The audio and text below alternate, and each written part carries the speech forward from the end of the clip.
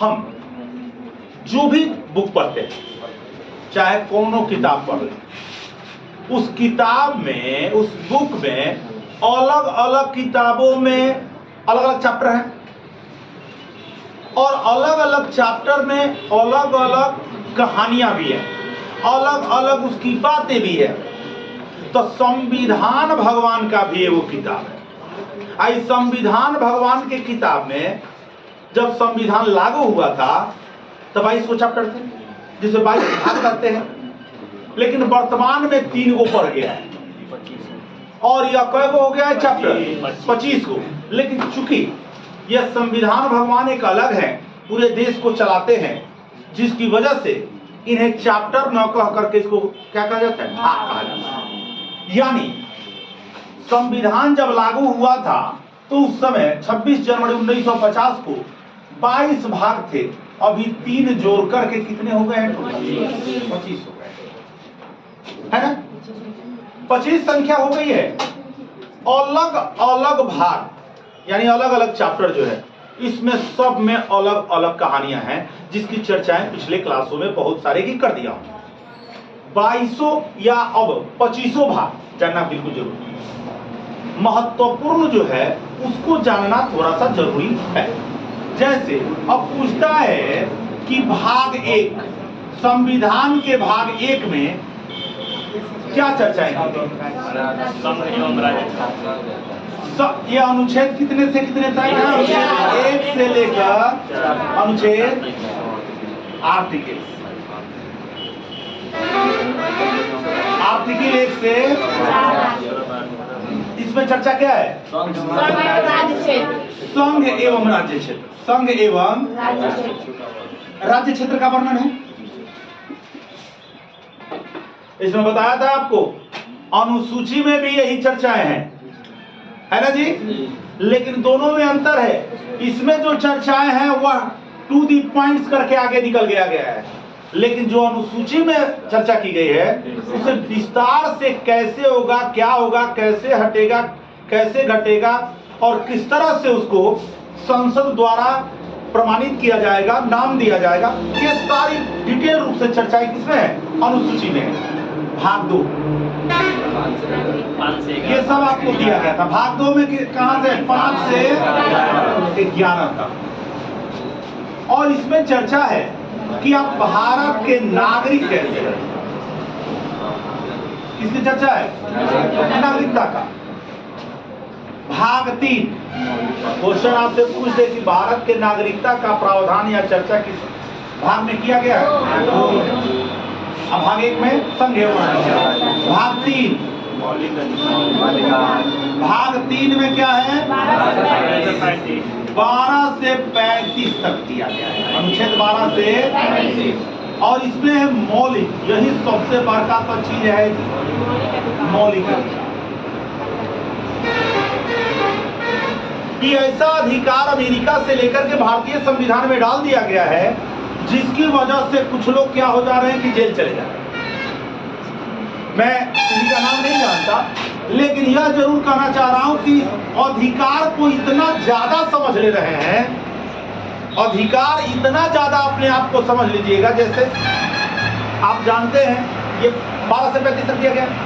अनुच्छेद 19 क्लॉज 1 में बताया था कि वाक एवं अभिव्यक्ति की स्वतंत्रता, मीडिया की स्वतंत्रता, पेपर अखबार वालों की स्वतंत्रता, लेकिन उस स्वतंत्रता के अधिकार का जब आप दुरुपयोग कीजिएगा, स्वतंत्रता के अधिकार का यदि दुरुपयोग अगर होने लगेगा तो यह स्थिति, यह मौलिक अधिकार सभी से ज्यादा ही हमारे भारत में समा गया है, और जिसकी वजह से थोड़ी सी परेशानी हो रही है और बहुत लोगों की समस्याएं हो रही है। थोड़ा सा ज्यादा छूटा है। चाइना में जाइएगा ना, चाइना में मौलिक अधिकार की बात ही हटा दीजिए। आपने कभी सुना है कि चाइना के पेपर में, अखबार में, न्यूज चैनल में शी जिनपिंग के खिलाफ बहुत सारे कुछ न्यूज आ रहे हैं, उसका खिलाफ कोई कर रहा हो, वहां पर बहुत बड़ा आंदोलन वहां पर चल रहा हो? आता भी है तो छोटी छोटी घटनाएं आती है। विश्व के देशों में सबसे ज्यादा जेलों में बंद कैदी कहीं पर है तो वह कहाँ है? चाइना में। सबसे ज्यादा बंद कैदी कहाँ है? चाइना में है। मृत्युदंड भी देने में तनिक भी परहेज नहीं करता, गोली मारने में तो परहेज ही नहीं करता। मतलब वहां मौलिक अधिकार का नामो निशान नहीं है कि मूल अधिकार हमारा क्या है। हम लोग का तो अधिकार है कि हम कुछ भी बोलेंगे, कहीं रहेंगे, कहीं घूमेंगे, कहीं सोएंगे। वहां चाइना में, उसकी कंपैरिजन इसलिए कर रहा हूं कि वह भी बहुत ही डेवलप हो रहा है, टेक्नोलॉजी काफी आगे उसकी निकल रही है, इसलिए उसके बारे में पड़ोसी देश भी है, हमेशा झगड़ा झंझट करते भी रहता है, तो लड़ाई झगड़ा करता है, तो उसके बारे में जानना हमारे लिए जरूरी है ना। उसके पास सब कुछ बेहतर है, सब टेक्नोलॉजी अच्छी है, मैं उसको बुरा नहीं कहता। बुरा एक ही है कि जहां भी देखिए वो क्षेत्र दखली आने के चक्कर में रहता है। हमारे भारत का एक तो पाकिस्तान हमारा क्षेत्र ले लिया बेचारा, 1947-48 में हमला कर दिया, और वो अपने तो लिया सो लिया पाकिस्तान, वो में से दे दिया ऊपर वाला असाई चीन, उसको चाइना। अभी ग्वादर पोर्ट के पास वहां से वो बड़ा सा अपना बना रहा है 4 लेन, और पाकिस्तान में अपना पूरा कब्जा। अरे वो पाकिस्तान नहीं, वो भारत का ही एरिया जो पाकिस्तान ने दे दिया था चाइना को, अब उसमें अपना इंफ्रास्ट्रक्चर का काम शुरू कर दिया। जहां देखिए वहीं पर ये अपना वो क्षेत्र विस्तार करने लगता है। हमेशा डोकलाम वगैरह के क्षेत्रों में आपको सुनने को मिलता है, और अरुणाचल को कहता है, कभी कभी मैप में दिखा देता है कि यह चाइना का भाग है। तो इस तरह की स्थितियां जो उत्पन्न होती है, यह चाइना के बारे में थोड़े से सख्त नियम कानून वहां पर है। भारत जैसी वहां पर स्थिति नहीं है, यहाँ पर स्वतंत्रता ज्यादा है, जिसकी वजह से लोग जेल जाते हैं। मतलब स्वतंत्रता ज्यादा होने की वजह से जेल जाते हैं, और चाइना में स्वतंत्रता नहीं होने की वजह से जेल जाते हैं। धरती पर लोग कहीं खुश नहीं है, धरती पर कभी भी खुश लोग नहीं है। यहां स्वतंत्रता ज्यादा है, अतः आप ज्यादा अपने आप को करने लगते हैं, तब जेल जाते हैं। और वहां पर स्वतंत्रता बिल्कुल न के बराबर है, अतः वहां पर थोड़ा सा भी इधर उधर करते हैं तो भी जेल जाते हैं। तो दोनों लगभग देख रहे हैं कि एक ज्यादा ही उदार है और एक ज्यादा ही कट्टर है। इसलिए यह मौलिक अधिकार जो अमेरिका से लेकर के भारत में डाला गया था, यह बड़ी ही भारत की जनता के लिए सबसे मजबूत पॉइंट्स है, जो 12 से 36 तक बताता हूं ना कि इम्प्लीमेंट नहीं होगा। अगर अगर कोई इसको तोड़ने की कोशिश कर रहा है तो सीधे हाई कोर्ट, सुप्रीम कोर्ट इसको बात दायर करेगी। इसमें जिला एवं सत्र न्यायाधीश के पास भी जाने की जरूरत नहीं होती है। और तभी तो अनुच्छेद 32 को इन्होंने क्या कहा है, भीमराव अम्बेडकर ने, भारत के संविधान की आत्मा और हृदय के नाम से किसे कहा है, अनुच्छेद 32 को इन्होंने बताया है। तो जो भी हो, यानी मौलिक अधिकार हमारे भारतीय नागरिकों के लिए सबसे बड़ा हथियार है, सबसे बड़ा अधिकार है। आप जैसे चाहते हैं वैसे इसमें दिया गया है, हम जैसे सोचते हैं बिल्कुल वैसे दिया गया है। अब भाग 4 में है अनुच्छेद 36 से, इसमें क्या दिया गया है, नीति का निर्देशन, नीति निर्देशक तत्व, नीति निर्देशक तत्व की चर्चा की। नीति, लोग कहते हैं नीति का पंडित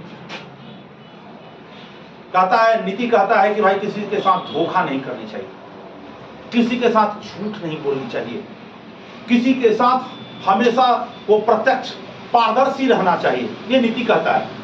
क्या हम नीति का काम करते हैं? बस वही डाला गया है 36 से।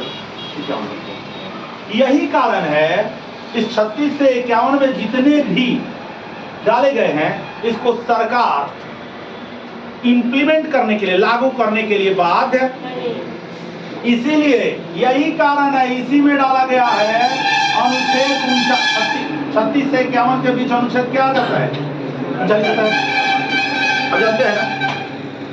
बिहार सरकार ने बिहार में एक नहीं अनेक तरह के टीचर की बहाली, शिक्षा मित्र की बहाली, नियोजित शिक्षक की बहाली, उसके पहले परमानेंट शिक्षक की बहाली, अब अभी अतिथि शिक्षक की बहाली। सबका काम 10 से 4 बजे तक सबका काम लिया जाता है, सब 10 से 4 ड्यूटी करते हैं, लेकिन सबका पेमेंट अलग अलग है, सभी का पेमेंट अलग अलग कर दिया गया है। वो चाहे परमानेंट टीचर हो, चाहे नियोजित हो, चाहे अतिथि टीचर हो, सब लोग का पेमेंट अलग अलग है। अब ट्रेंड का अलग, अनट्रेंड का अलग, पता नहीं कितना तरह के टीचर है, कंफ्यूज कर दीजिएगा। इसीलिए कारण है कि ज्यादा जोगी मठ का उजाड़ तो यहां पर अनुच्छेद 39 में दिया गया है समान कार्य के लिए समान वेतन, समान कार्य के लिए समान वेतन दिया जाएगा। तो कार्य तो सबका 9 से 4 है या 10 से 4 है, जो भी। तो यदि सबका काम समान है तो वेतन समान देती है सरकार? क्यों नहीं देती है? अगर यह मौलिक अधिकार में आ जाता, मूल अधिकार में आ जाता, तो एक के बेर में बिना पूछे सरकार दे देती, लेकिन नहीं देती। इसलिए कि 39 में डाला गया है, 39 का में, कि भाई समान कार्य के लिए समान वेतन दिया जाएगा, लेकिन यह नीति कहता है अगर सरकार उस लायक नहीं हो तो पेमेंट कम बेसी भी, बस नीतीश जी इसका फायदा उठा करके टीचरों को भ्रमित करते हैं, किसी को कुछ देते हैं, किसी को कुछ देते हैं, किसी टीचर को कुछ देते हैं, सबका अलग अलग, परमानेंट टीचर का अलग है। यानी इस भाग को जो 36 से 51 तक अनुच्छेद आर्टिकल्स दिया गया है, इसको सरकार चाहे तो लागू कर भी सकती है और चाहे तो नहीं कर सकती। यही में आई तब तक इंदिरा गांधी कहे सुनो, ऐसने एगो नीमन चीज हम भी लाए हैं रूस से एगो नीमन चीज हम लाए हैं, और वो ऐसा ही है। भारत के जनता का खाली अधिकार होना चाहिए, ये अधिकार, वो अधिकार, बोलने का अधिकार, कहने का अधिकार, प्रश्न पूछने का अधिकार, सबका अधिकार केवल है। उनका भी तो कुछ कर्तव्य होना चाहिए, मेरा कुछ कर्तव्य भी तो होना चाहिए। रसिया से उन्होंने 11 को मूल कर्तव्य लाया, कई गो? अब 10 को हो गया। 11 को मूल कर्तव्य लाई और कही कि यह आप यानी भारतीय जनता को करने के लिए जरूरी है, मजबूरी, क्योंकि क्या लाई? मौलिक कर्तव्य। कहां से लाई है? रूस से लाई है। अब डाला गया कि भाई नीति जैसा है, कर्तव्य को मन करे सुबह उठ करके माता पिता की पैर छूनी चाहिए, ये कर्तव्य है। धरती माता को गोर लगना चाहिए, ये कर्तव्य है। सुबह उठ करके नहा लेना चाहिए, ये कर्तव्य है। लेकिन क्या आप कर्तव्य का रेगुलरिटी से पालन करते हैं और ये सब कर पाते हैं? नहीं ना। तो जब नहीं करते हैं सब का मुआ, तो यह कर्तव्य है, करना चाहिए, लेकिन जरूरी है, लेकिन मजबूरी नहीं है कि इसको करवे कीजिए। अतः कर भी सकते हैं और तो नीतियों निर्देशक तत्व को कर भी कर सकते हैं। और अतः रूस के मौलिक कर्तव्य को अब डाला गया कि भाई एक जैसा भाई है, जैसे ना जोगा भाई दिख रहा है, देखो भाई नहीं दिख रहा है, जैसा ही है वैसा। इंदिरा गांधी ने कहा कि अब तो हमें कैसे जोड़ा जाए? जानते हैं धरती पर एक से एक उपाय है। उन्होंने कहा कि सुनिए, भाग 4 में हम एगो काम करते हैं, यहीं पर जोड़ देते हैं। भाग 4 को अब दूसरा हो गया ना। आप लोग जब मोबाइल में किसी का नंबर सेव करते हैं, नंबर हुआ तो जैसे पापा जी से सेव किए, तो पापा जी 1, तब तक जियो का नंबर आ गया, तो क्या होगा? पापा जी। अब स्थिति आप बताइए कि अपना दिमाग कैसे, अगर 1 डालिएगा तो कहेगा कि ना ये नंबर सेव है, नाम से नंबर सेव है। तब आप क्या करते हैं? भाई 2 को नंबर उनका है, पापा जी का 2 का नंबर है, तब पापा जी 1 और पापा जी। अब यहाँ पर स्थिति क्या है कि भाग 4 को कर दिया गया। भाग 4 के पास आ जाएगा कि नहीं? भाग 4 को कर देंगे तो किसके पास आएगा? भाग 4 के पास आएगा। और उसमें कह दिया गया कि भाई 51 तक है, तो अब 51 क्या कर दिया जाएगा? किसने डाल दिया? इंदिरा जी ने डाल दिया। कहां पर? भाग 4 को में 42वां संविधान संशोधन के तहत 1976 में 42वां संविधान के तहत लोगों के कर्तव्य को भी डाल दिया। भाग 4 तक हो गया। भाग 5 याद करते चलिए, मैं तुरंत एक बार रिव्यू कराऊंगा। भाग 5 में 52 से 100 अनुच्छेद है। इसमें संघ, अच्छा सुनिए, सबसे बड़का देश में संघ है क्या राज्य? संघ का मतलब राष्ट्र कहिए, देश कहिए, संगठित कहिए या 2800 स्टेट आज केंद्र शासित प्रदेश का समन्वय कहिए, यानी पूरे देश को हम क्या कहते हैं? तो पूरे देश के प्रशासन की, शासन की व्यवस्था किसमें की गई है? लोग कहते हैं ना कि 5 जो होता है भला होता है, तो भला होता है तो संघ के शासन व्यवस्था। किसकी शासन व्यवस्था? संघ के शासन व्यवस्था की चर्चा किसमें की गई है? भाग 5 में संघ के शासन व्यवस्था। तो भाग 6 क्या हो? नीचे आ रहा है, नहीं आ रहा है? भाग 6 अनुच्छेद 152 से 200। तो एक बात बताइए, ऊपरवा वाला संघ से संबंधित है, भारत से, तो निचवा वाला राज्य के शासन व्यवस्था की चर्चा होगा कि नहीं? तो पहले देश तो पहले हम भारत के नागरिक हैं, तो भले आप समझने के लिए उल्टा समझे कि पहले बिहार में जन्म लिए हैं तो भारत के नागरिक हुए ना, पहले हमारी एकल नागरिकता है ना जी, हम केवल और केवल भारत के नागरिक हैं। कोई बिहार, यूपी, एमपी, छत्तीसगढ़ और हरियाणा का नागरिक केवल और केवल कहाँ के नागरिक है? नहीं विश्वास है तो आप लोग देख लीजिएगा चक दे इंडिया, शाहरुख खान की फिल्म। उसमें क्या हुआ है?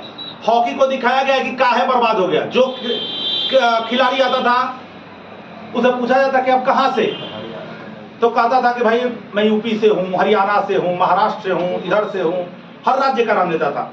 एक खिलाड़ी से पूछा गया लास्ट में कि तुम कहाँ से हो, तो उसने कहा कि मैं इंडिया से हूँ, और उसका सिलेक्शन भी हुआ। और जब खिलाया गया तो सब स्टेट वाले अपने अपने स्टेट के नाम के लिए खेलते थे कि मैं इस स्टेट का हूँ, तो मैं जल्दी आउट नहीं होऊंगा, हटूंगा नहीं, मैंने अपने स्टेट के नाम के लिए, जिसकी वजह से हॉकी क्या हुआ? बर्बाद हो गया। और आज क्रिकेट आसमान पर है केवल इसी के चलते कि सब उसमें जितने खिलाड़ी हैं सब इंडियन हैं, कोई बिहारी, यूपी, एमपी, छत्तीसगढ़ और झारखंड, हरियाणा का नहीं। और इंडियन है तभी जाकर के हमें भी देखने का मन लगता है, ना तो कहेंगे बात हमारे यहाँ का नहीं है, उसके यहाँ का नहीं है। 11 गो खिलाड़ी, 28 गो स्टेट, 8 गो केंद्र शासित प्रदेश, कहाँ से लोग? तब तो जिस जिस राज्य का खेल रहा है उसी राज्य के देखेंगे। बात समझ रहे हैं ना? इसलिए